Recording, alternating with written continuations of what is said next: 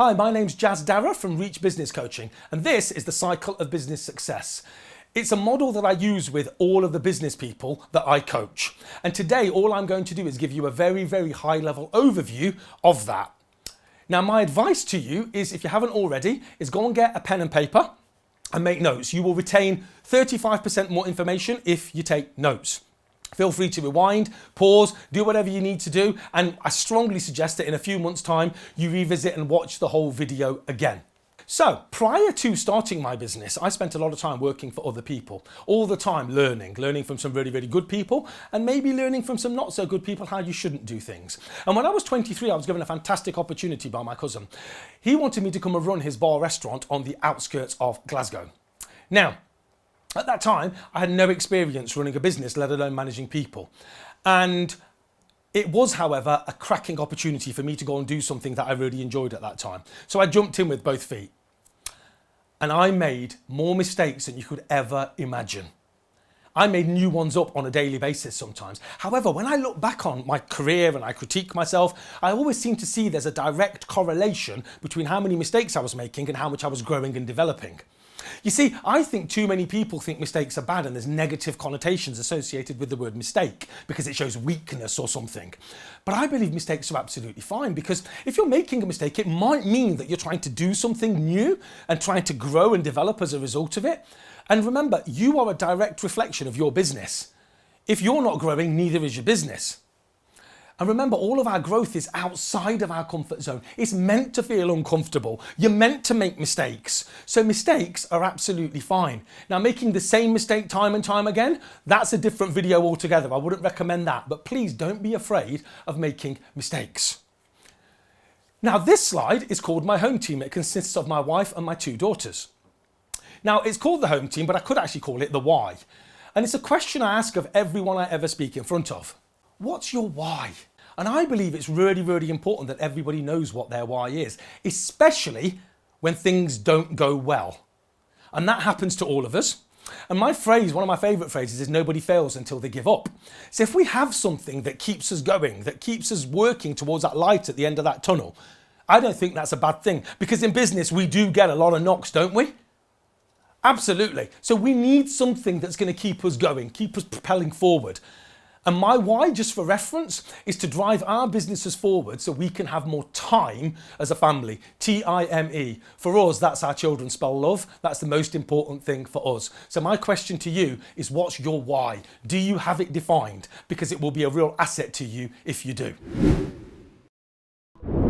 I launched this business in 2007, and our vision is to give every UK business owner a business to be proud of and a life worth living. And for those of you that get to know me, you'll find out that it's the second bit that's more important than the first bit. It's the life worth living. Because I can show anyone how to make a stack of money. But if it drove you to an early grave, if it stopped you from doing the things you wanted to do, if it stopped you from seeing your family or your kids grow up, then what was the point? What was the point? So it's all about balance when we're working with a client. Now, let me tell you what I do. Well, actually, let me start by telling you what I don't do. I'm not the consultant. My job is not to do the work. I'm a coach. My job is to firstly raise your awareness of what your issues are. Then it is to empower you with all of the knowledge that you need to do what you need to do. And finally, it's to hold you accountable to do what it is that you need to do to move your business and your life forward. Because when we start a business, we lose the boss. There is nobody there to hold us accountable. So that's my job. But fundamentally, when I'm working with a client, is to change the habits of a lifetime. The habits that state that my only job in a business is to put out fires and save a wage. Now, when we first start in business, that's true. When we're wearing all of the hats, that's exactly what we have to do. However, if you have a desire to grow, then we have to challenge that mindset. You see, if I gave a business owner a list of 10 things to do, 1 to 9 were working in the business, putting out fires, doing other stuff. And number 10, the last one on that list, was working on the business. Here's what I typically find would happen. I'd get back at the end of the day and they'd tell me they'd completed activities number 1 to 9. But Jas, I'm really sorry, we ran out of time to do number 10. But number 10 is where all of the growth is. Number 10 is the £500 an hour job that only you can do. Numbers 1 to 9 could have been delegated to anybody. But if you don't do number 10, nobody else does. So my job is to turn that list on its head and get you to do number 10 first. not last, first. It's to give you knowledge. It's to challenge your mindset. It's to deal with all the fears and all the other things that you have going on in your head that stop you from going forwards on a daily basis. But it's not to do the work. It's to give you the tools that you need to carry out the tasks that you need to carry out, to move away from firefighting, working in the business, to working on the business, the £500 an hour jobs. Now, I can give you as many business strategies as you want, but none of them are going to work if your mindset isn't right. And mindset is something that affects every single one of us. I believe mindset is our unique selling proposition. I believe it's the thing that gives us our competitive edge. So it's very important that we work on mindset. We nourish our mindset. We give our mindset the tools that it needs in order to be an asset to us, not a liability. And some of the mindset slides I'm going to share with you are coming next. The first one I want to share with you is about participation, giving things a go. Warren Buffett, at time of filming, is the third wealthiest man on earth. He says that the only difference between me and the next person is I give things a go. Now, does Warren Buffett always make the correct investment decisions? No. But as he says in his own words, when I do, I make loads of money. When I don't, I make lots of learnings. But if I sit on my hands and do nothing, I make nothing. And this is so true in business and in life. I mean, do you know how to walk? But I bet the first time you tried that, you never got it right. But did our parents say to us, I think you need to give that walking like a miss, I think you're going to be the crawling type? No, we kept on going until we got the result. And that is so true in business and in life. So if you engage during this video, if you ask questions, if you think and have tried to apply this stuff to your business, you're going to get so much more out of this video. Now, one of the most important mindset slides I can share with you is this one. And it's about that line of choice, that blue line that we walk along every single day in business and in life. Because does everything always go according to plan? We wish. But when it doesn't, unfortunately, too many people engage in what we call below the line behaviour. They start to blame everybody else. They make excuses for everything that's going on. And typically they bury their heads in the sand and go into a higher state of denial. Do you know anyone that does that? Have you ever done it yourself? If you have, put your hands up and stand on your chair if you're sitting down. Because we all do it. We're all human and we all respond from here first. But when we respond from here and we go below that line, when we're having what I call our pity party, let me ask you a question. What are you actually fixing about the issue? Correct, nothing. And you're actually wasting your number one asset as far as I'm concerned, your energy, your precious energy. So here's the thing that I'm going to introduce you to today. See, when something goes wrong, the healthiest and the wealthiest question that you can ever ask is this. So what am I going to do about it? What am I going to do? Not us, not we, not you. I going to do about it? Just think about that for a second.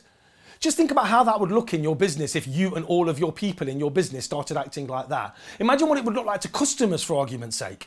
I mean, we're all consumers, we've all been customers, and when things have gone wrong with somebody that we're buying from, typically they end up passing the buck and moving us from pillar to post without anybody taking full ownership for what's going on. Imagine if you were different. Imagine if you were to train this slide out to everybody in your business and make this part of your culture.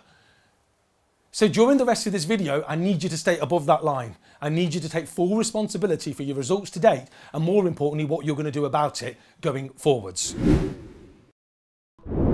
Now, the most important slide I can ever share is this one.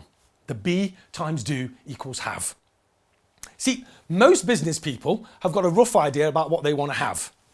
Whether it's the sales they want to make, the dividend they want to take, the profit they want to make, whatever it may be. And some of them have got a rough idea about what they've got to do. The hours they've got to work, whatever it may be. But the bit that I'm going to introduce you to today that nobody else will is the left-hand side of the equation, the be.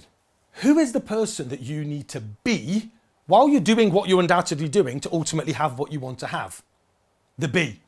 Now, the be could be, for example, being a better manager, being a better marketeer, being a better salesperson, being a better buyer, whatever it may be. Because like I said, there's no doubt about you doing the most work, the hardest work in the business. But it's about the be. See, someone once explained it to me brilliantly. They brought a pair of oars in and they said, if you're in a canoe and all you do is one side, which is the do, which is what most people do, what happens? Correct. You go around in circles. But what happens if you do both? You work on your be, you educate yourself, you read a book, you go on a course, you get better, and you also do the do. Yeah, you go forwards to the have. So it's not just about the do equaling the have, it's the be times do equaling the have. So let me ask you a question.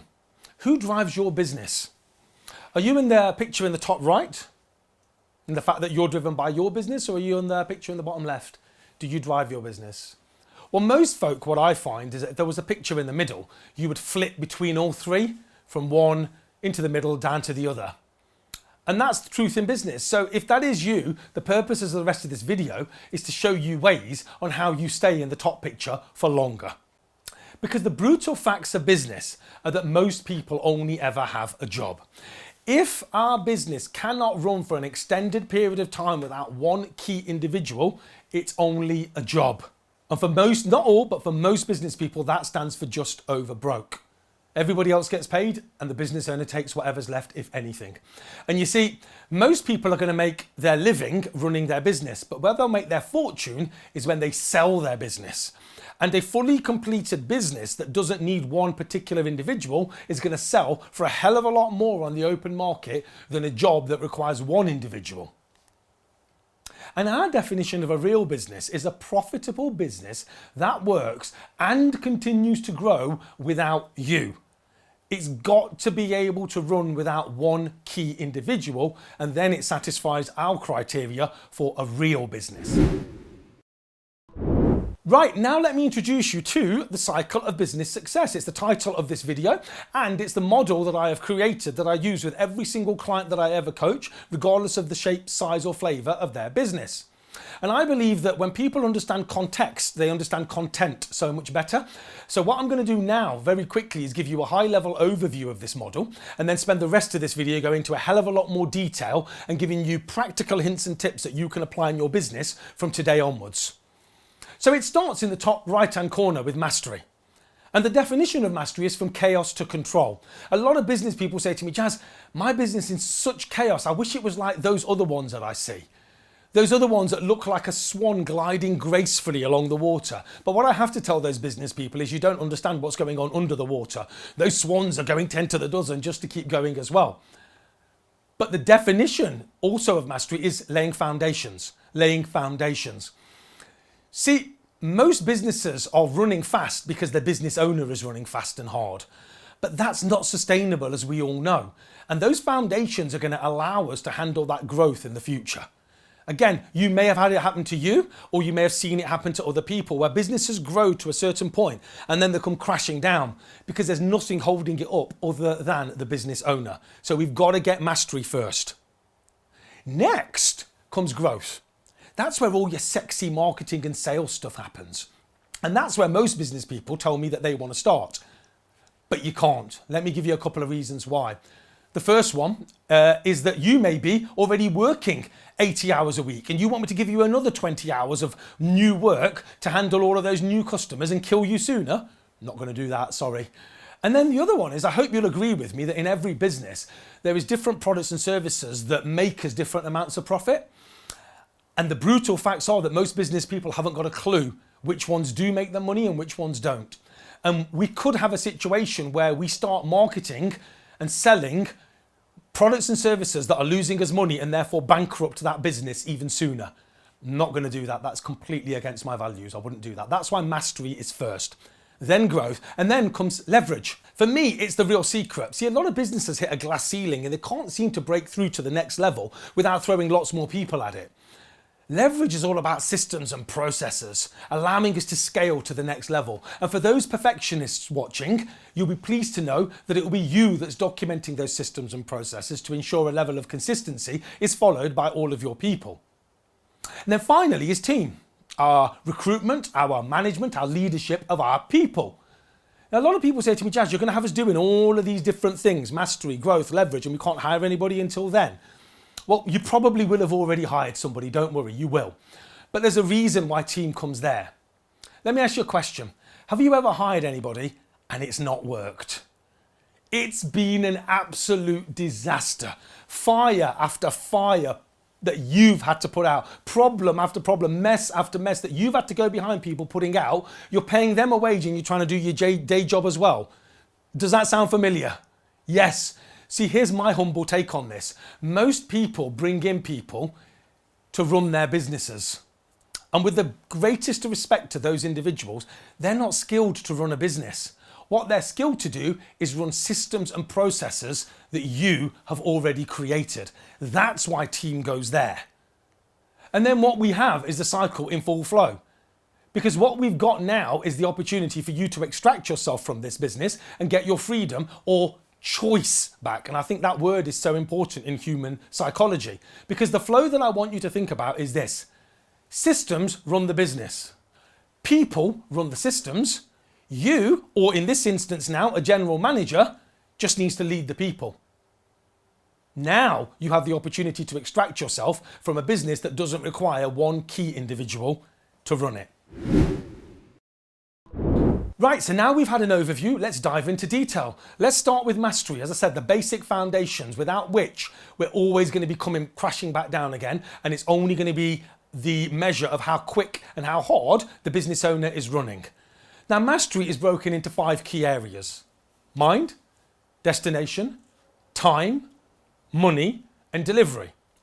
Now, mind and destination I'm only going to touch on during this video, but the ones I'm going to major on are the bottom 3, time, money, and delivery. But I'm going to say a few words on the top 2. So let's talk about mind mastery. The mind is a muscle, and it is your unique selling proposition. It is your competitive edge. So what are you doing to feed it? We've talked already about some of the things that you could be doing. Practicing above and below the line, for argument's sake. Participating 100%. Thinking about the be times do equals have. I have a raft of other tools to give you to help you think about mind and about how you use that mind to be an asset, not a liability, because situations are going to occur. People are going to go into bad places in their minds. It's a question of how long we stay there. How do we utilize these tools to get us back up so we can move forwards and continue doing the things that we need to do? Next, I'd like to talk to you about destination mastery. Where are you going? If you start with the end in mind, you're much more likely to end up there. Now, if you only take one thing from this video, I want it to be this. If you haven't already, I'd like you to write some 12-month goals out, print them out, and stick them up on the wall in front of you so you see them every single day. Now, this is backed up by some stats that come from a study that's been conducted for over 60 years. Here's what this study does. They tag a graduating year in any university around the world, and they revisit them after 25 years. And here's what this study has found. They found that only 3% of people ever write down their goals. But every single year they've done this study, over 60 years, they found that that same 3% of people account for 98% of the wealth of that year.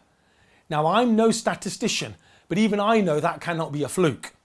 So you've got to write down some goals and you've got to have them in front of you. And what you do is you cross-check your behaviours against them on a daily basis.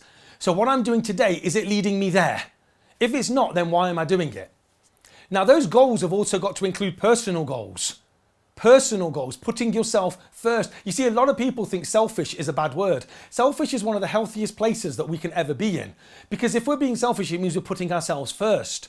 And if we're okay, if we're getting satisfaction from our business, we're much more able to help other people, whether it's our teams, our family, our friends, our communities, our charities, whatever it may be. So we have to be okay first. And I know for a lot of people watching this video, that's going to be incredibly alien because you haven't done that. But it's very, very important. I mean, when we're on the aeroplane and they say if the oxygen mask comes down, even if you have young children, who are you supposed to put on first? It's your own. So this is about you defining what it is that you want, writing it down, and then checking every single day that you're doing something to get there. That's why destination mastery is so important. Next is time mastery. And without doubt, the one that if we unlock, we can propel our clients forward so much quicker. This is the one that we are all given the same amount of every single day. But some people seem to use it better than others. A wise person once said that you can make £1 million and you can lose £1 million, but there is nothing stopping you from making that £1 million again in the same lifetime. But once you've spent, or more likely wasted, a second of your time, it's gone forever, which is why time is more valuable than money. And the first stage to coaching is raising our awareness. And an awareness raising tool that I use is the time zone. And the first rung of that zone is tasks that are not urgent and not important that we as business people indulge in every single day. Can you think of things that you do that are not urgent and not important? I bet you can. checking the sports scores, checking social media, checking for a holiday, whatever it may be. We call these things distractions. And in a recent study, it was found that 65% of our working day was lost due to distractions. Yes, 65% of that precious resource that we're all given the same amount of every single day is lost due to distractions. And even more recent studies showed that on average, we are distracted every 11 minutes. And when we're distracted, on average, it takes us 23 minutes to get back to where we were.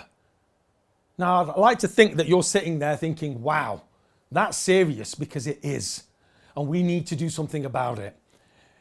The key thing with distractions is it's not I'm working away on something and somebody asks me what I want for lunch and I say, can you get me a sandwich, please? It's not that. It's the, now where was I? It's the inability to complete a task fully without a distraction, which is the thing that's taking all of our time away from us. And distractions come in three principal guises. They come from people through emails, phone calls, and face-to-face. Let's deal with emails first. Hold on to your hats. You may want to take a seat if you aren't already sitting. Here's some advice I give to people. Switch off your email. Switch off your email for a certain point every single day. My most skilled and successful clients only check emails 3 times a day. You see, here's what won't happen if you switch off your emails. The world will not stop spinning on its axis. I promise you. And actually, for my clients that have actually done this, they get feedback from their clients telling them how much of a great idea it was, and they're going to start doing this now as well. And my clients manage their clients' expectations by having an out of office or having it on their auto signature, saying, I only check emails 3 times a day, 9 o'clock, 12 o'clock and 4 o'clock. If it's urgent, please call. Because yes, your email could have been down, so they should call. Absolutely. Where has it happened that the moment an email comes in, we have to jump all over it? Something's happened. It's belief systems that say that as soon as it comes in, I've got to jump into it. Because if this is you, this is the problem. I'm working away on something really detailed, I'm really focused and in the zone, and an email icon flashes. I go to check it, it's spam, I delete it, I go back to where I was. Now, where was I? That's where the distraction comes in. If you can't trust yourself not to check your email, switch your email off. I promise you nothing bad will happen, and you can manage your customer sensation so much better. Now, the next one is phone calls. When you're doing your important tasks, the tasks that only you can do, the £500 an hour jobs, my advice is don't have your phone with you because it's just going to be a distraction. And then the final one, this could be the most destructive one, is people. Whoever gets this, have you got a minute? Does that happen to you? And by the way, let me ask you a question. How many times is it just a minute? It never is. It never is. But let me ask you another question. Every time your people ask you a question, how many times, if you were to take a step back and you were to ask yourself, do they know the answer to this? How many times would the answer be yes? I'm pretty confident it's going to be over 90% of the time. But what we've inadvertently created, because we wanted to help our people, is a dependency culture. A dependency culture that's going to keep us chained to that business forever. And the other thing is, this is why this is so destructive, is that if we keep answering our people's questions, we're stopping them from growing. We could have some real superstars in our teams that we've not allowed to grow and develop because every time they have a question, we answer it for them. We're not asking them to think for themselves. That's why this is so destructive. Here's some advice I have for you. If next time you have that, answer the question with a question. Say, for example, to your people, well, what do you think you should do? Or what did you do last week when I wasn't here? Things like that are going to get our people thinking. Not only do you get your time back, but our people start to grow and develop. It's a win-win. So that's why we've got to be so firstly conscious of distractions and then take action against them. Remember, 2/3 nearly of that precious resource, time, that we're all given the same amount of every single day is lost because of distractions. So what are you going to do about it? Now, the next rung up is urgent and not important. These are things that we class as urgent, even though they're not. Like, I need to jump into that meeting because I'm so important, I need to be there, when actually really you don't. That's why we call this delusion. The next rung is urgent and important. We call this demand because this is us working in our businesses. This is us doing the day-to-day stuff. But then the real magic is at the top of this pyramid. The not urgent, but important. The not urgent, but important. We call that the zone, the £500 an hour jobs. The working on the business, not in the business. And me as the coach, my job is to get my clients into the zone more often. Because the rule of thumb is for every 1 minute I can get you in the zone, I'll save you 10 on having to be in demand. For every 1 minute I can get you being proactive, I'll save you 10 having to be reactive. So have a look at the time zone, ask yourself where you are on that zone and where you spend most time and how you're going to get yourself in the zone for much longer, because that's where all the magic happens.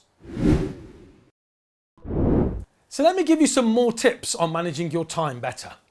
Well, the first one is set goals daily. Set goals daily. Do you think the likes of Alan Sugar, Richard Branson get out of bed in the morning and say, let's see what happens today?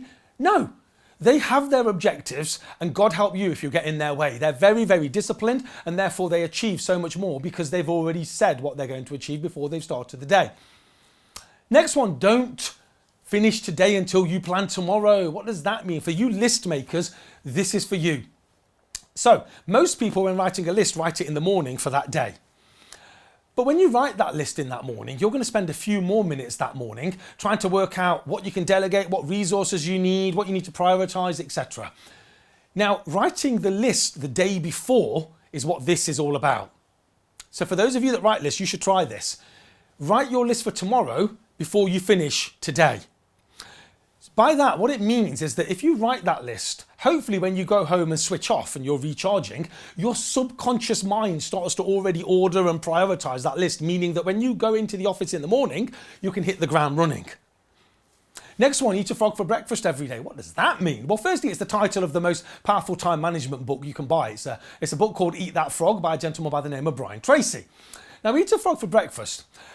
When we have our list of things to do and we've got that horrible thing to do, whether it's do that disciplinary hearing with one of our people, whether it's call that complaining customer, whether it's deal with that bill that's not been paid by one of our clients, we've got a habit of putting it off. We've got a habit of finding a million and one other things to do instead of that horrible thing. But when we do that, it hangs over us like a dark cloud all day, sapping our energy because it stays, it's not going anywhere, it's still there.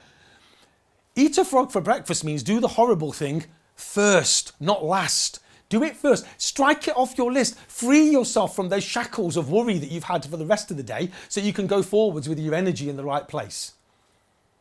Don't major in minor things. I think that's pretty self-explanatory. It's about the £500 an hour jobs as opposed to the £8 an hour jobs. Create a default diary and stick to it. In all my time coaching, it's still the most powerful tool I'm ever going to give a client. I could never explain it on this video because I wouldn't have enough time. But it goes on a simple premise that when we were at school, we were given a timetable and the timetable told us where to be and what to be doing. And that's the same with regards to a default diary. It's about plugging in the £500 an hour jobs first so they happen by default at the same time and the same place every single week. The other stuff, the £8 an hour job, works around it. See, most business people have got it the other way around. £8 an hour stuff in first and then no time for the £500 an hour job. So default diary is that. The next line, invest time, don't spend it, is for me the most important one on this slide because it's all about our relationship with time and it's about our mindset. You know, when people are standing there idly chit-chatting and wasting our time, who's letting them do that? Yeah, we are. Of course we are. So it's about analysing and assessing our relationship with time. How much do we value it? The phrase that I ask you to consider is become ruthless with your time. Become ruthless. Realise that this precious commodity that we're all given the same amount of every single day will determine my success. Have agendas for all meetings. For those of you that have to attend a lot of meetings, demand an agenda with timings on it. I mean, how many times have you been called to a meeting that was only supposed to last for an hour that took 3? You know, I was a stickler for this and I still am, that if you want me to attend a meeting, you need to tell me what it's about and how long it's going to be. That then at least allows us to plan the rest of our day. Have conference calls to save time. So for those of you with multi-site operations or you have to do a lot of traveling around the world, let's try to embrace technology. Let's ask people if we can have a conference call or a video call. And people say to me, no, Jas, I can't do that because it's a sales call, it's a really big deal, or it's recruitment, I'm meeting a potential new employee. Well, let me tell you something. I've seen people recruited on 6-figure salaries. I've seen £1 million plus deals done over Skype. And the great thing is, by the way, that if you ask somebody if you can do it on the phone or on a video call, normally they're really happy because they don't have to tidy their office for you and they don't have to make you a drink. But most importantly, you're going to save loads of dead time traveling. So think about technology. And then the final one is learn to delegate to your team.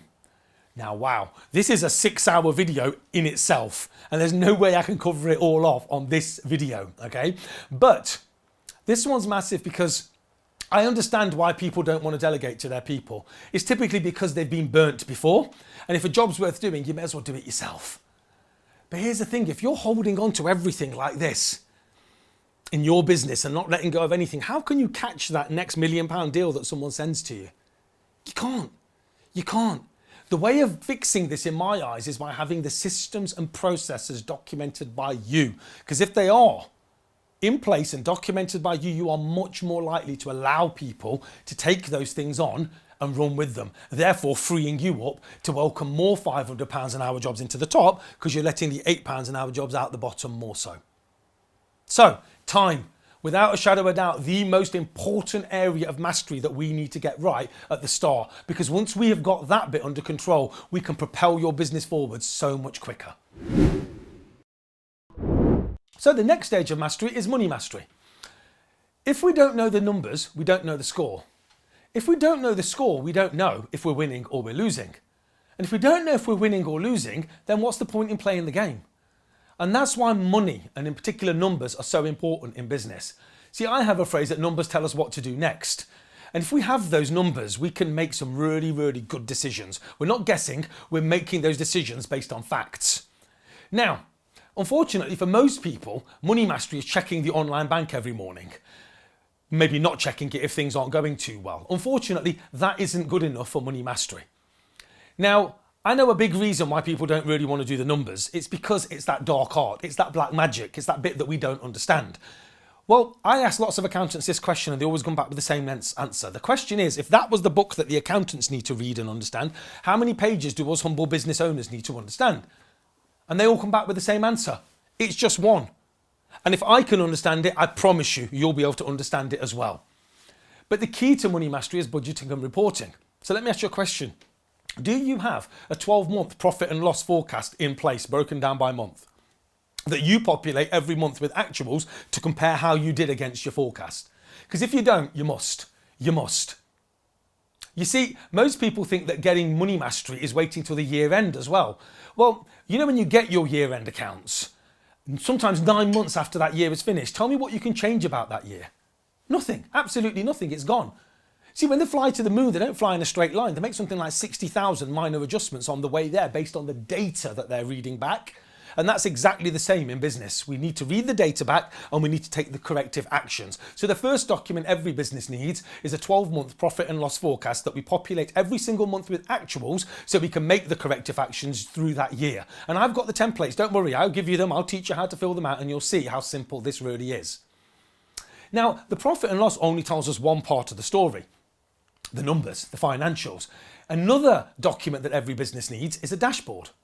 In everyone's business, there is a whole vast array of other variables that we need to keep an eye on. You see, if you walked into a hospital and you saw a patient being treated in accident and emergency, normally that patient is hooked up to machines, and those machines are giving the doctors the outputs. They're telling the doctors whether or not what they've just done to that patient has had a positive or negative impact on them. And that's exactly the same with a dashboard. On the slide, you can see a set of variables, but everyone's dashboard's different. And please don't worry about the phrase dashboard. All it is a spreadsheet with a set of variables down one axis and a timeline across the other. And again, we fill it in every week or every month and we analyze it. We ask ourselves questions. We see if we can pick up trends. We can see that if we change that, did it have that effect? And with those two documents, we've got much more money mastery. Now, the final document I believe that everybody needs in their business is a 13-week cash flow forecast. And all this does is plot what you think is going to happen in the next 13 weeks, money coming in and out. And with those 3 documents, I guarantee every single one of my clients, we have control. I have multiple businesses of my own and I've coached thousands. But with those 3 documents, I know we can steer the ship correctly, diligently and professionally and make all of our decisions based on facts. Now, another aspect of money mastery is the cash gap. This is the number one reason why perfectly healthy, growing businesses go bust. And it's very important that you understand this because it applies to every business on earth. But the example that I'm going to share with you is a manufacturing example. And I want you to imagine that we're a business that manufactures widgets. And we make our widgets from raw material, which is in this instance sheet metal. So on day 0, our raw materials arrive on site and they go into our warehouse. And because our suppliers are good people, they give us 30 days terms. And because we're good people to do business with, we pay them on day 30, meaning that on day 30, the cash has now left our business. Now that raw material went into the warehouse, it then got put into the factory to get machined and turned into widgets, and then got put into the shop. And on day 60, somebody comes into the shop and says, I'll buy them. So we give them to them. And because we're lovely people to do business with, we end up giving the customer 60 days to pay us. Meaning that in this example, on day 120, the money came back to us. It left on 30 and came back on 120, meaning that the cash gap in this instance was 90 entire days. Now, I refer to cash as the oxygen. Without the cash, we cannot survive. Therefore, that isn't a very, very good situation. And what we have to do is understand, firstly, what our cash gap is, and secondly, what we can do to close it. So if I look at the left-hand side of the cash gap, how do I close that a little bit more to the right so that the amount of time that oxygen is out is reduced? Well, one of the best things that we can do is to renegotiate with our suppliers to see if we can get a better deal. One person many, many years ago is a builder. He listened to this and he went away and he made phone calls to some of his suppliers. And he told me that in 35 years in being in business, he'd never once asked them for a better deal. Just by picking up the phone, he managed to save himself £35,000 a year. What's the worst that anyone can say if you ask them for a better deal? The only thing they can say is no. But somehow we've got to keep that money for a bit longer. I'm not advocating not paying your suppliers. That's not in my values. But what I'm saying is renegotiating terms. So how about the other side? How about the right-hand side? How do we bring that line to the left so the money comes in quicker? Well, fundamentally, the most powerful thing we need to do is to ensure that we have good, robust credit control processes in place. Debtors, one of the most emotive subjects in business. One of the areas where business people don't want to go because it's so scary. They don't want to affect relationships. Well, here's my belief that people pay people that call them the most. If you simply send your invoice out to your customers and expect them to pay and just hope they'll get back to you, then you'll be on their list somewhere. Whereas if you're on it all the time, they're much more likely to pay you. Now, for those of you that are in dealing with businesses, bigger corporate businesses or dealing with the public sector, then please get to know the people in the accounts departments. Get to know them on first name terms so that when yours is number 30 in their list and you need paying quickly, they're much more likely to put yours to the top of the list because you've built a bit of rapport and a personal relationship with them. So a lot of people say to me, Jas, but we're not in manufacturing. Cash gap doesn't matter to us. We're in, for example, the service sector. Well, you've still got to pay your wages. The money has still got to go out. So how long is it out for? How long does it take to go back? And how do we close the cash gap? Now, another area of mastery that sometimes gets missed quite easily is delivery mastery. You see, there's no point in bringing in new customers, which is what I'm going to talk to you next, if we keep losing the existing ones out the bottom. So this is all about delivering so that our clients come back more often. So let me ask you a question. Which global organisation, fast food chain, gets voted number 1 for customer satisfaction every single year in its category? Yes, it's McDonald's. We all know it. But how come the same company who screws the furniture to the ground, so little do they trust their customers, that doesn't serve as the most nutritionally beneficial food, and let's be honest, it's not the best customer service, gets voted number 1 for customer satisfaction every single time? Consistency. Consistency. As human beings, we don't like change. We need to know what's going to happen. And that's why McDonald's is McDonald's, because people know what they're going to get every single time. So let me give you a story. I'm new to a town. I don't know anyone in that town and I need to get a haircut. And I'm walking down the street one day and I notice a barber shop and I walk in. And as I walk in, the business owner greets me, introduces himself, takes my name, takes me over to another end of the shop where there was a leather sofa, a couple of armchairs, a nice glass table with some nice new magazines on it. They've got a flat screen TV on the wall playing Sky Sports News. As I take a seat, I am approached by somebody else who takes my drinks order. Well, I asked for a cup of tea, but this cup of tea comes on a bone china cup and saucer. I then get taken over to the cutting station and I notice that it's the business owner that's cutting my hair today. And as I arrive, there's another cup of tea waiting for me there in a bone china cup and saucer. Now the business owner washes my hair and talks to me about how washing it first helps cutting it and how using scissors is much more about his craft than using electric clippers. And I leave that establishment thinking, wow, what a great place. I leave a healthy tip and I think I'll be back, which I do in 2 weeks' time. And as I walk in, I notice this time that the business owner isn't there. But that's okay. I make my way over to the waiting area. As I sit down, I notice that there is no magazines on the table, but the TV's on. Somebody comes and takes my drinks order. I ask for a cup of tea, but this time the drink comes in a polystyrene vending machine cup. I get taken over to the cutting station and there's no refill waiting for me. This time, the person washes my hair but uses electric clippers. A totally different experience from the first time, which has left me really, really confused. But because the first visit was so good, I will go back for visit number 3. So I go back. 2 weeks later, I walk in. Business owner's there, I think, brilliant. He comes over, meets and greets me, takes me over to the waiting area. No magazines, no TV is on.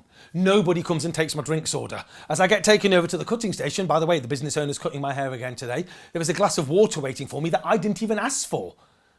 Now the business owner proceeds to not wash my hair, but use scissors.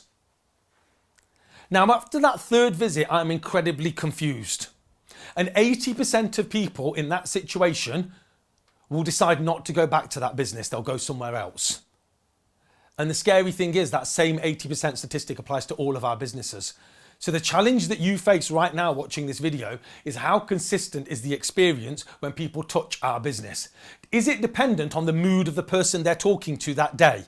Because if it is, it's not going to be consistent because people have up moods and down moods. What we need is systems and processes to ensure better consistency. Whether it's how we answer the phone, whether it's the type of emails that we send, whether it's the email templates that we can create, whether it's making sure that everybody uses the same font, size and colour when they're sending their emails, the auto signatures, whatever it may be, it's got to be the same. Now, I'm not saying that black Times New Roman font is better than pink Comic Sans with a kiss and a lol.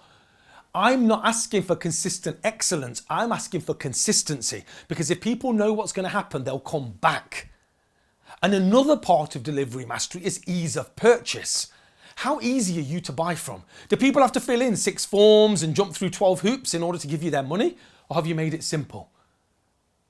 I mean, something as simple as having credit card, debit card facility for people to use. Removes one barrier. How simple have McDonald's made it to buy from? You can walk in, you don't even have to get out your car if you don't want to, but if you walk in, you can point at a picture and you can grunt. That's how simple they've made it. So how consistent is the experience that your customers have when interacting with your business? So that was a high-level overview of mastery. We talked about mind and mindset. We talked about where we're going with destination. We talked about controlling our time to give us the opportunity to do all of this work. We talked about money and knowing our numbers, and we talked about making sure we deliver consistently. Now we have those basics in place, we can move to the next stage, which is growth. This is where we're going to grow our business in a sustainable and consistent manner. And underpinning everything that I teach in this section is no price competition. If you have to discount to win work, then listen up. That's a bloodbath. And nobody is winning in this situation, especially you. Because if we have to discount and our nearest competitor all of a sudden cuts all of their prices, we're in trouble. And as I said, the only person that's going to lose in this one is going to be us, with our margin being crushed all the time. It's a bloodbath and I can't afford for you to be there. We need to take you away from there. The reason people are buying on price is because we've given them nothing else for them to differentiate our product and our services against the other people that they're shopping with at that time. So how are we going to do that? How are we going to do that? Well, we're going to create USPs, unique selling propositions, and ultimately a guarantee or two. But let me start by telling you a story. Many, many years ago, I coached a tiler. And this tiler, his 3 main customers were the 3 main home builders in his area. And every time these home builders had a new development, they would contact all of the trades. They would tell them, listen, we've got 100 house development, get your quotes in. And the trades would do what they always do.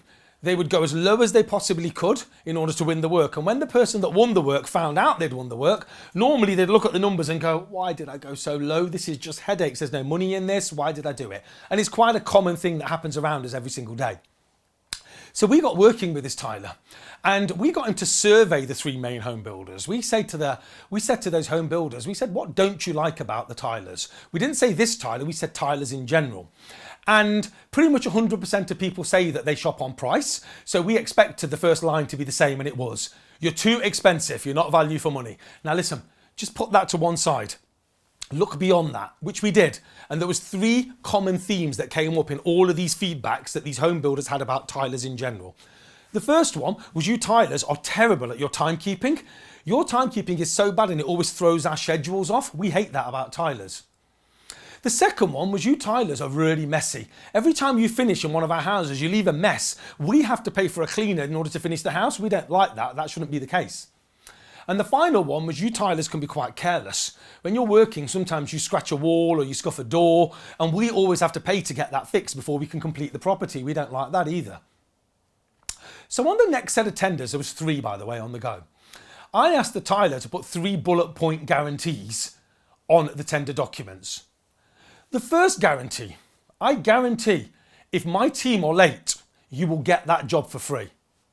The second guarantee, I guarantee that if my team make a mess, I'll pay for the cleaner and you'll get that job for free.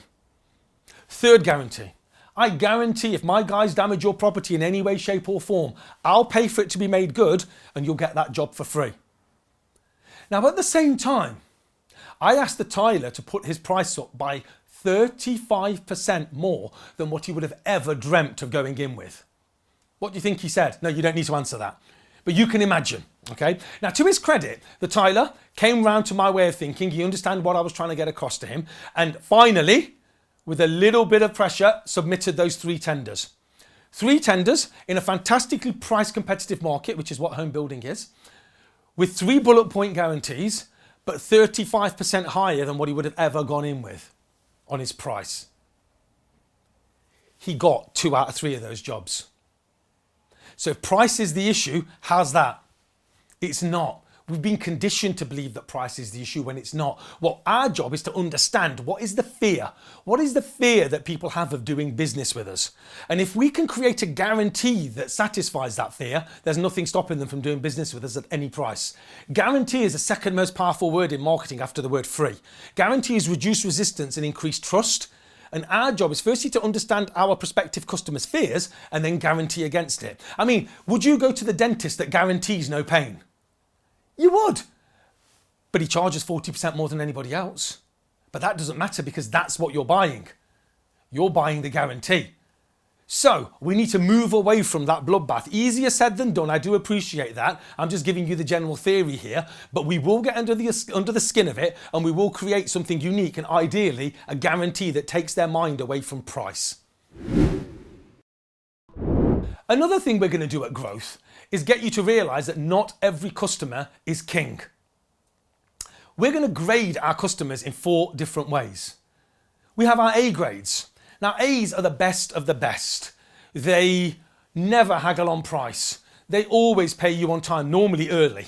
They send you referrals, they write you testimonials. They're an absolute joy. You're full of the joys of life when you finish talking to an A grade client. Then we have our B's. Now, our B's aren't as forthcoming with the referrals, but they're good, solid clients. They're good, solid clients. Then we have our C's. Now, our C's will invariably pay late, and they can become a little bit of a pain over time. And then we have our D's, the worst of the worst. They always haggle on price. They are your worst payers. They always throw in complaints to have to avoid paying one of their bills. They only ever want to talk to the boss. They go out of their way to badmouth your business to other people. And they will typically have you or your team in tears after a phone call. The worst of the worst. Now, I'm going to show you that every transaction you do with a D grade client is at a loss. And that's just the hard costs. Because remember, I'm going to factor in your time as well, because the only person they want to deal with is the boss. But what about the intangible costs of making your team feel the way they do, of giving you that sick feeling when you know you've got to talk to them? You don't need your D grade clients. You can sack them as clients. Now, if you sacked D grade clients or any clients, would your sales go down? Yes, they would. But what would happen to your profit? Well, in my best example, an 800% increase. But then that's just the hard cost. What about the intangibles again? What about that feeling of relief of never having to deal with these people? Again, there's ones that, as I said, leave a horrible feeling at the pit of your stomach before you have to call them. You deserve better than that, but you need to do something about it. Now, our C's can sometimes be upgraded. We can give them an email, just say, look, this is how we're going to do business from now on. If this is okay with you, brilliant. If not, here's a list of possible people that you may want to work with. Now, our B's and our A's. Here's what we're going to find. The 80-20 rule plays out. That 20% of our customers, in this instance A's and B's, are responsible for 80% of our business, either directly or indirectly through referrals. Now, let me ask you a question about this 20%. Do they get 80% of our time? No. Do they even get 20% of our time? No. These 20% of customers who are responsible for 80% of our business are lucky if they get 5% of our time, love, and attention. That can't be right. Because guess what we're spending all of our time on? Dealing with people that lose us money. How's that? That can't be right. Now let me ask you a question. Those A's and B's, that 20%, you know, if you were to spend more time with them, is it possible, bearing in mind they already love you, is it possible that they would send you even more business? Yes, and you'd get more joy dealing with those people as well. By the way, imagine telling your team you've sacked a client because they swore at them or they made them cry.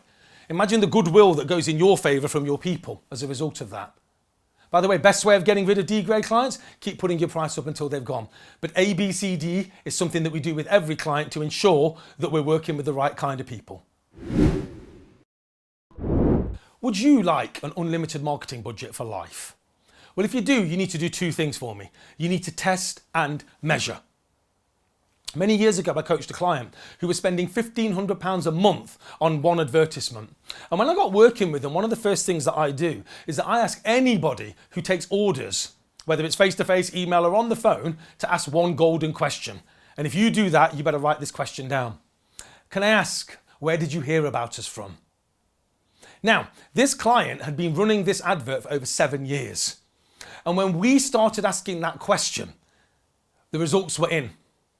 Guess how many inquiries they got off the back of that £1,500 a month advertisement? I'll give you a clue. It's a big fat round number.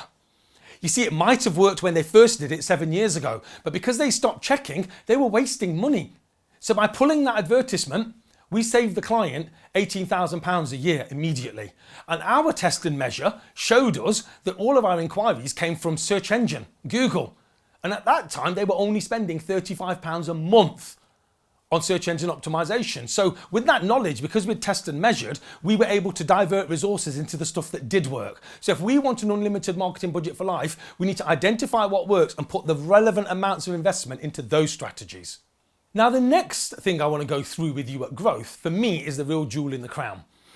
And it goes off the basis that there's two fundamentally different cars on that slide, a Ford and a Jaguar. Two fundamentally different cars, but with one fundamental thing in common. They sit on the same chassis.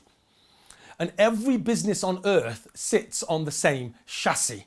And if you can understand this chassis, you will know more than 95% of other business people out there. So here's the chassis.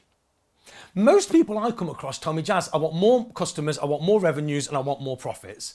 But if you look at this formula, you'll see that those three things have got equal signs before them. They're outputs. They cannot be directly influenced. The things that we can influence are the things in black. The number of inquiries we generate. How good we are at converting them into paying customers. How often we get people to come back. How much we get them to spend. And how much profit we derive from each transaction. Those 5 things are what we can influence, hence we call this chassis our 5 ways. Now, what this chassis also does is blow one wildly held myth out of the water. And that is that the only way I can grow my business is by getting new customers through the door. Now, unless you're a brand new business, that's not true. If you're a brand new business, then yes, the only way you can grow your business is with new customers. For everybody else, I want to prove to you that there is a whole stack of potential. For most people, 6 figures. For a few, it's been more than 7 figures that we can extract from our business without even looking at bringing new customers in. And the great thing about that is typically when we're trying to bring new customers in, that's the one that costs us money. You see, the other 4 don't cost us money. Doing leads first is like filling the bath with the plug hole out. Why would you do that? Surely you want to make sure that when you do invest one of your hard-earned pounds in generating an inquiry, you want to give it the best chance of trickling all the way down to where it matters, profits. Now, just for your reference, I normally work it in a different way. I work Margins first, I work conversion rate second, I work average value sale third, I work number of transactions fourth, and I only look at lead generation last. And you see, most business people are just throwing money at trying to generate inquiries without realizing just how much potential there is in their business, which is why it's such a dangerous myth that people hold on to. Now, I want to give this chassis some context by putting some numbers in. And I'm going to give you some more context by saying that it's going to be a dog kennels business that we're referring to. Why do I say dogs and kennels? Well, dogs have leads, don't they? Well, I didn't profess to be a comedian, I'm a business coach. Now, let's go through these numbers. These are a snapshot of over a year, okay? And in that year, we had 4,000 dog owners interested in leaving their dogs with us. We convinced 1 out of 4 of them to do so, meaning we had 1,000 paying customers at the end of the year. Now, the next two are averages. In every business, there's going to be lots of fluctuations. How often did customers come back on average in that next year? Well, here we found it was twice. Now, some people might have come back once a week. Some people might have come once and we never heard from them again, but the average was 2. And so is the next one, average value sale.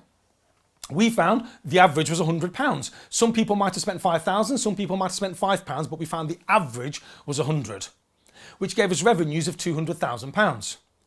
We found the average margin was 25%, which left us with profits of £50,000 at the end of the year. So what I want to do next is give some more context to these numbers and show you how by making just a minor improvement in each one of those 5 areas can have a profound effect on your business. So let's start with leads because it's top of the formula. Let's just say that we were to put into place a referral scheme for argument's sake, where we encouraged our existing dog owners to recommend us to other dog owners that they know. And we managed to get the number of inquiries up, not number of customers, number of inquiries up by 10% in that year. Now, let's say if we were to really break down our sales process and improve our conversion rate. Let's say if we were to show you that sales is a process. And let's say it's all about little things that if you do will make a massive difference. For argument's sake, let's show you that there is a preferred conversion rate uniform. Let's tell you that having a name badge increases your conversion rate. Let's tell you that touching somebody on the left elbow when you're talking to them increases your conversion rate. Let's tell you that following up on quotes increases your conversion rate. Let's say with all of those and a whole raft of other things I'm going to show you, you manage to increase your conversion rate by just 10%. I'm not looking for life-changing numbers here. That gives us now 1,210 paying customers for that year. Now, let's say that we get proactive with our customers and don't make the fatal assumption that if they want us, they'll come to us. No, they won't. We've got to do more to stay in front of our minds of our clients. And let's say we started sending out a monthly newsletter to our clients and we managed to get their frequency of visits up by just 10%. In this example, it is 1 extra visit in 5 years. And let's say we were to teach our team to cross-sell. Let's say we were to teach our team that when people were coming to collect their dogs, we were going to tell them about the shampooing service that we did that was £10. And we managed to increase the average value sale by £10. Well, what does that do to revenues? It moves it to 220,000, doesn't it? No, it moves it to 292,000.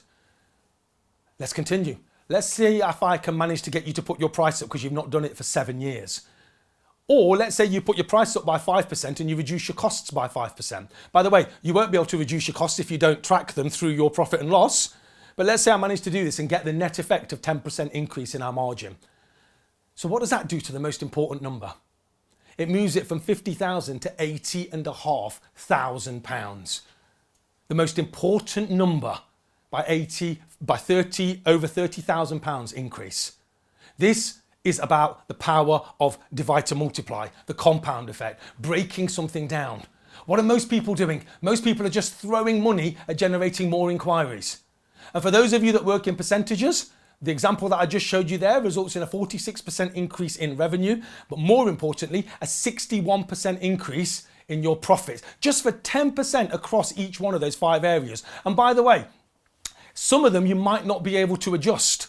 Some of them, for example, let's say you were selling £100,000 kitchens. You're not going to get another visit of those every year, are you?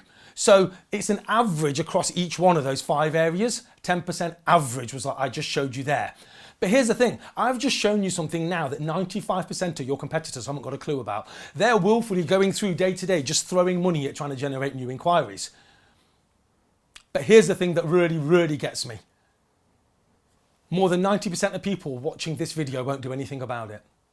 And that's the crying shame, because when we go back to our businesses, we just go back to doing what we always did before. Putting out fires, tidying up other people's mess, answering their questions, and having no time to do this stuff, the stuff that will make the difference. And because I've been teaching it since 2007, maybe I don't think it's that extraordinary.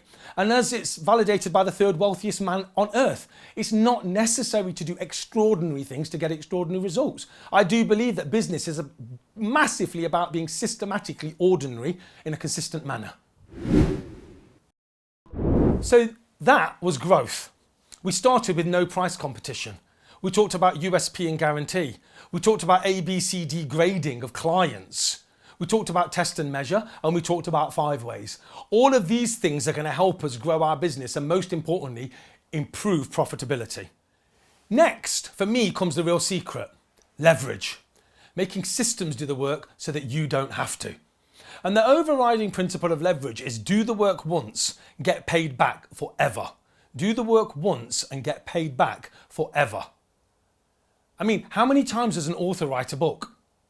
Once. But every time someone buys it, they get paid back forever. That's the embodiment of leverage for me, is do the work once and get paid back forever. And leverage is all about systems. And the acronym for systems is saving you stress, time, energy, and money. But the really important part of leverage is this.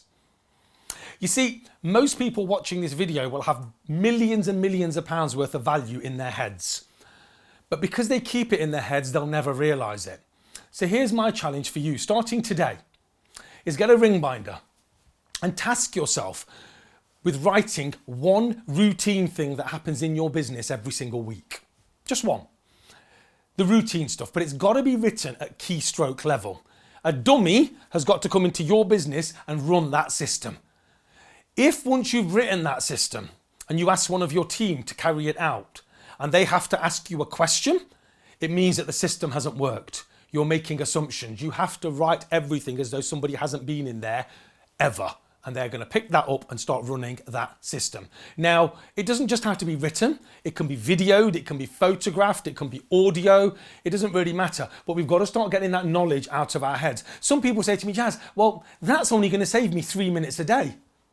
Yeah, 3 minutes a day for the rest of your life. And that's how we have to look at it. Imagine if you did a few more of those and all of a sudden you've got half an hour a day saved of your time for the rest of your life. In a year's time, you're going to be so grateful that you started writing down systems and processes. That much I'll give you my word for.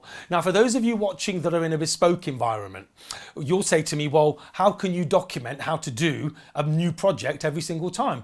And that's where I want you to think about the whole principle of case studies, about recording what you're doing. A builder once said to me, Jas, when I go to a building site or a pile of rubble or a bit of land, I just instinctively know because I've been doing this for so long. So my advice to him was, well, the next time you're doing that, put your mobile phone on, start recording and start talking and create a library of case studies that people, when they join your business in their own time, will watch those videos to try to start to understand your thought processes so that you don't have to have them shadowing you for a year to understand all of that stuff. Remember, do the work once, get paid back forever. And when I teach my clients this is how I do it. I normally get them to process map the entire business. You're going to need a wall probably the size of half of a football pitch. And you're going to have to get lots of post-it notes and you're going to have to start mapping out what happens at all aspects of your business. And the reason I say post-it notes is because when you start doing it, you and your team are going to start arguing about it and saying, no, why does that go before that? Or shouldn't that go after that? So that's why we do it first. And once that's all done, we will draw it all up. And once it's all drawn up, we'll know which how-to manuals to write because they'll be on that process flow. Now, process flows and how-to manuals will not work. They will not make a blind bit of difference in our business if people don't follow them. And the way that we're going to get people to follow them is through checklists. Checklists. Everybody in business, including you watching this, need a checklist. If ever you wake up at 3 o'clock in the morning thinking, did I do that? Or I've still got to do that. Well, imagine the difference it would make if that was on a checklist. You wouldn't have to think about it. Would you let the pilot take off without doing their checklist? No, you wouldn't. So why are you trying to run a business? Why are you trying to run a business without checklists? Now, let me just reiterate why systems and processes are so important, and we'll use the example of McDonald's. So McDonald's is a fantastically systemized business. Let me ask you a question. What's the average age of a McDonald's employee around the world? 16. What's the average age of a McDonald's manager? One of these managers is responsible for a multi-million pound a year business unit. 21. On average, how long does a McDonald's employee stay with McDonald's? 4 months. This global giant has to recycle all of their team every 4 months. Imagine the chaos that would create in your business if that were to happen. Now, I know some of you watching this are going to be really enthused by that prospect, but for the majority of you, that's going to create you a load of headaches. Now, the McDonald's franchise is one of the most sought after franchises on earth. The waiting list for it is in lifetimes. And if you have one, you better not mess up, because if you mess up and you lose your license, you're never going to get one back in this lifetime anyway. And in the McDonald's franchise agreement, it clearly states that you as the franchise owner must be on site for a minimum amount of days every single year. So how many days does a McDonald's franchise owner have to be on site to adhere to the terms of their franchise agreement? 1. And that is only because the insurance company asked for it. So how are all these things possible? Systems and processes. Once we have these in place, the way that we look at business changes totally. We need to move away from people dependency to systems dependency. Do you have anybody in your business that's got a lot of knowledge in their head that if they were to leave or something were to happen to them bad, the business would suffer? Well, if you do, then you need to do this even quicker. You need to start getting that information out of people's heads written down. So in summary, leverage is all about doing the work once, getting paid back forever. Start writing things down, filming them, dictaphoning them, photographing them, and create a how-to manual that other people can follow, which will pay you back with your time. Next comes team. This is all about the people. This is all about the time that we give our people. So, do you think this is true? Or do you think that's true? Well, listen, I'm an old romantic and I do believe that people want to do a good job. I believe that our job as business owners is to give people the tools and the environment in order to do their jobs properly. And what I also find is too many business people are trying to manage their people through their weight of their own personality. And that can be incredibly tiring, but what it also is massively inconsistent. And what we need is a system to manage the people. And the system that I use with my clients is the 16 steps to a world-class team. Now, please don't be perturbed by how many things are on here. Some of the things you may already be doing. But the one that I really wanted to major on was the bit in the middle, the bit around performance management. You see, one of the things, most things that I coach my clients on are negotiable. We can have a chat as adults about them. But one of the things that's non-negotiable in my eyes is the principle of dead wood, of people that aren't performing in their roles being allowed to get away with it every single day. For me, that is something that is going to rot our business from the inside all the way through. Imagine if you've got 10 people in your business, 9 of them are absolute superstars, but 1 of them gets away with it every single day. How long do you think it's going to be until the other 9 start to get affected by it, to start to get disenfranchised by it and think, why the hell should I bother? And now you've got 10 problems instead of 1. So one of the things I encourage all my clients to do is to deal with dead wood. And 17 is a number that I've got etched on my brain because it's the number of people I had to dismiss in my corporate life. 17 gut-wrenching instances where I could have ended up at employment tribunal, but I didn't. And the reason I didn't was because I followed the process. And the process is here right now. It starts with everybody having clearly defined roles and responsibilities. But then, most importantly, KPIs, key performance indicators, measures of their performance. And again, those KPIs have got to be smart. They've got to be black or white. You've either done them or you haven't. But what holds all of this together, and for me it's the most important part of managing people, is the monthly one-to-ones. Monthly one-to-ones, not annual appraisals where you're asking people to discuss their previous year's performance. They can't remember what they had for breakfast. So what purpose is the annual appraisal serving? Monthly one-to-ones.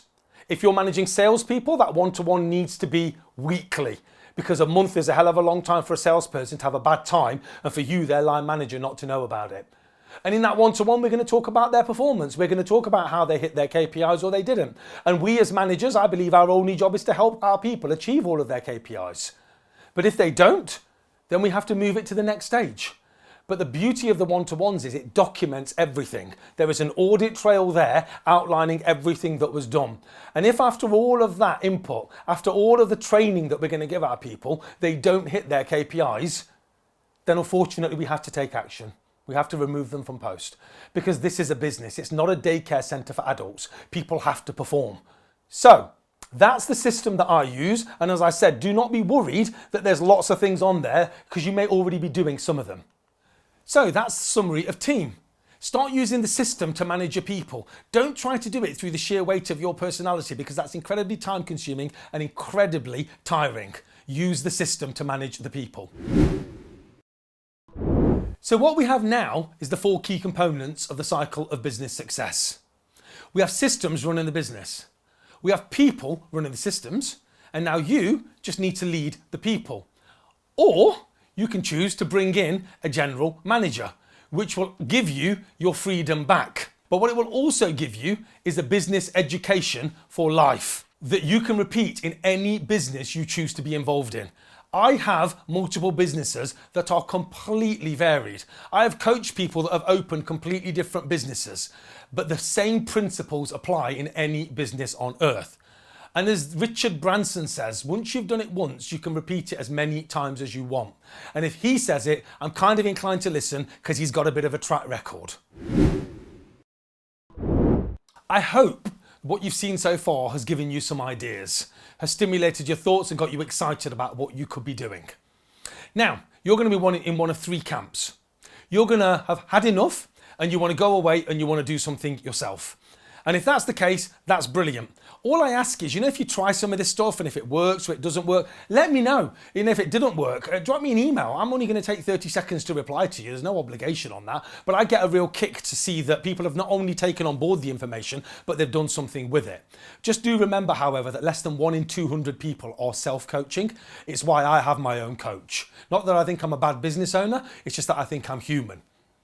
Next, you may have some questions about what the next steps could look like, or you may have some questions about what I've spoken about. And if that's the case, please get in touch. All we're going to do is answer your questions. We're not going to try to sell you anything. Some of you may want to get started right away. Unfortunately, that's not going to be possible. We need to meet. We need to make sure that there's a good fit between us. We need to make sure we've got shared values. We need to make sure that we can get you a return on investment. So we need to have another talk beforehand. So if that is the case, please do get in touch. Now, there is a 4th group of people. And this group of people have to wait for all of the planets to align before they make a decision. So let me just tell you something right now. That situation never, ever arises. There is never, ever going to be a good time. There's never going to be a perfect time. All I'm saying to you now is if I've stimulated enough thoughts in your mind about things that you could be doing in your business, you owe it to yourself to take action. And I wanted to talk to you about 3 different coaching packages. One-to-one coaching, reach planning days, which is what happens every single 90 days, where all of our clients and their team members come together for an entire day to plan their next 90 days. And something called Reach Club, which is for smaller businesses that can't cash flow the one-to-one coaching, but they want some structure. They want some kind of framework to help them move forwards. So what's business coaching? Well, business coaching is about helping to achieve your objectives. It's about finding out what it is that you want and then putting a plan together. Business coaching isn't a course you go to once and then forget all about it. Business coaching is every single fortnight. Business coaching is relentless. It's accountability, it's support, it's guidance, it's feedback, it's all of these things. It's an incredibly personal relationship, but it's one designed to get you the results that you want. So what are the packages that we offer? Well, one-to-one coaching is the most intense and detailed package that we offer. It's the one that gets the best results. It starts with something called an alignment session, which is a half-day session where we're going to sit down and we're going to get out of you what it is that you want. And once we know that, we're going to put a plan together to help the business get you to there. Everything is going to be documented by me, and you need to rubber stamp it to say, yes, Jas, I agree with that. That's what I want. And that's what you're going to use as a measure of the success of our relationship. It's the fundamental prerequisite to the coaching. Without this, I'm not going to coach anybody because I don't know what the agenda is. And after we have that in place, we move to our fortnightly coaching sessions at my offices or on the phone or on conference call or on Skype. Now, how do you take that massive big alignment session and turn it into fortnightly coaching sessions? Well, it's the bit in the middle and it's really, really important. It's our quarterly planning days. It's where we stop you dead in your tracks and put you in a room where we're going to get you to plan the next 13 weeks. Where you're going to take that big plan and take another chunk off it and put it into this plan so that every fortnight when we're meeting, we're just taking the next 2 weeks off this plan. But what I'm also going to do is introduce you to what I believe in our business is our number one asset, our community. A group of like-minded business people who only want to help each other. They've got the same values and they're just there to help. The sheer abundance in this group really is hard to explain. And I don't know of many places where that exists, where most business people, when they're isolated and they're in their own little worlds, think that everybody's out to get them. Well, I want to show you something different. I want to show you a group of great people who just want to help each other. Now, the planning days are included in every coaching package, and it's fundamentally critical that you attend. And then we have Reach Club, which is for smaller businesses that want some kind of framework and step up to possibly the one-to-one coaching in the future. It starts with a mini alignment session. The only difference is we don't meet every single fortnight. I send you an email asking you how you're getting on. You come to our planning days, you have all the knowledge that you need, and you've got access to me via email or via the phone. But it's for smaller businesses that, as I said, they want that structure in order to be able to move on. So some of you are going to be sitting there thinking, I don't need his help, I can do this myself. And that's absolutely fine. However, what value are you going to place on your education? What value are you going to place on making things a little bit easier? What value are you going to place on following in the steps of other people that have successfully achieved what it is that you're hoping to achieve? I don't know about you, but if I saw a landmine in front of me and I could see somebody's footprints that showed clearly that that person had reached the other side, I'm just going to put my feet in there. I'm not going to try to make this up or try to do it in a different manner. So what value are you going to place on arriving quicker and safer than if you would have done it yourself? Now, some of you are going to be watching this feeling scared. Some of you are going to be feeling excited. And some of you are going to be feeling both. Now, if you're feeling any of those emotions, please relax. This is really, really good. It's the decisions that you make that don't create any emotions, that don't really make much change in your lives. So if you're feeling fear or excitement, it's absolutely fine and it's going to be a good decision no matter what you do. So everything that I do is bound by my bulletproof guarantees. You've got to practice what you preach, and I'm no different. I give guarantees on everything I do. So let me explain. Let's talk about Reach Planning Day, the thing that happens every single 90 days. Let's say that you just came to try that out. And at lunchtime, you came up to me and said, Jas, what a load of nonsense. Well, not only would I refund you the investment that you've put into the day, I will also write you a cheque for £250 to say sorry for wasting half of your day. Reach Club. If you answer every one of my emails every fortnight, even if you haven't done anything, just reply back to me. And if you come to every single planning day in that year, you will get a return on investment guaranteed. If not, I have to give you back the difference. Now let's talk about the biggie, one-to-one coaching. If you stay on for 12 months, bearing in mind I don't get you to sign any contract, you're not bound by minimum terms or any nonsense like that. But even I sometimes need a bit of time to make sure that I can affect change. So if you stay on for 12 months and just do what you said you were going to do when you were going to do it, bearing in mind I have to give you everything you need. The arm around the shoulder, the kick up the backside, the books to read, the websites to visit, the people to speak to. If you do what you said you were going to do, you will get a return on investment guaranteed. If not, I have to refund you the difference. Let me ask you a question. How many times do you think I've ever had to pay out on that since January 2007? Never. It won't happen. And I don't say that in a flippant, arrogant way. I say that in a really confident way because there is a direct correlation between structured application to our business growth and the results that we get. So I'm guaranteeing you an investment and you're not bound by any minimum terms or any contractual nonsense like that. A handshake is good enough for me to get started. So I want to finish with a couple of quotes from James Rohn, a tremendous mentor who unfortunately is no longer with us. James says that never wish your life were easier, wish that you were better, and work harder on yourself than you do on your job. And for me, that's the embodiment of be times do equals have. You see, it's all about you. I don't coach businesses. I coach human beings that run businesses. This is about you getting better, because if you do, everything else will take care of itself. And as another famous guy says, no, I'm just kidding, you can whinge and moan as much as you like, but nothing's going to change until you grab it and decide to do something about it. Until you ask yourself that question, so what am I going to do about it? So I hope you've taken value from this video. I hope you get in touch so that we can continue our conversations. But most importantly, I really do hope that you take action, because if you change nothing, then nothing changes.